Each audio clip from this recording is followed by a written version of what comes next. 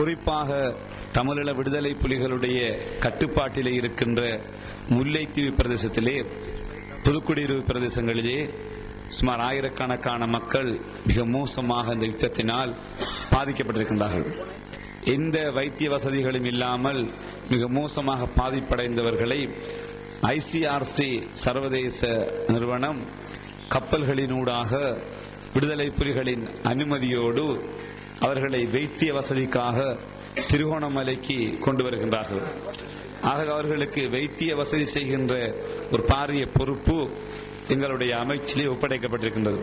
ஆகவே கடந்த 3 நாட்களாக இரவு பகலாக, ஏனென்றால் முதலாவது கப்பலிலே சுமார் 368 நோயாளிகளும், நேற்றிரவு வந்த கப்பலிலே சுமார் 400 நோயாளிகளும் இதுவரை வந்திருக்கின்றார்கள். இன்னும் 1000 பேரை இன்று ஏற்றி வருவதற்கு கப்பல்கள் ஆயத்தமாகிக் கொண்டிருக்கின்றது. வன்னியிலே ஒரு மிக மோசமான ஒரு நிலைமை ஏற்பட்டுக் கொண்டிருக்கின்றது. எனவே அங்கிருக்கின்ற மக்கள் வெளியேறி அந்த மக்கள் தங்களுடைய பாதுகாப்பை தேடிக்கொள்வதற்கான சூழ்நிலைகளை இருதரப்பும் ஏற்படுத்த வேண்டிய கடமைப்பாடு இருக்கின்றது. அந்த மக்கள் மிக மோசமாக பாதிக்கப்பட்டிருக்கின்றார்கள். அடிப்படை வசதிகள் இல்லை. சுமார் 1,50,000 மேற்பட்ட மக்கள், எந்த விதமான சுகாதார வசதிகள் இல்லை, அடிப்படை வசதிகள் இல்லை.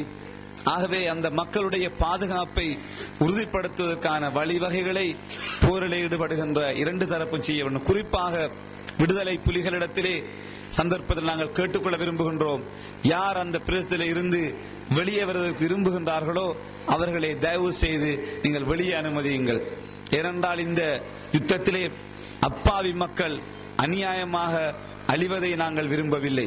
அந்த மக்கள் வெளியே வந்து அவர்கள் பாதுகாப்பாக வருகின்ற போதும் அவர்களுக்கு தேவையான முழு பாதுகாப்பையும் முழு தேவைகளையும் வழங்குவதற்கு நாங்கள் ஆயத்தமாக இருக்கின்றோம் என்ற உத்தரவாதத்தை நாங்கள் தெளிவாக வழங்க விரும்புகின்றோம்.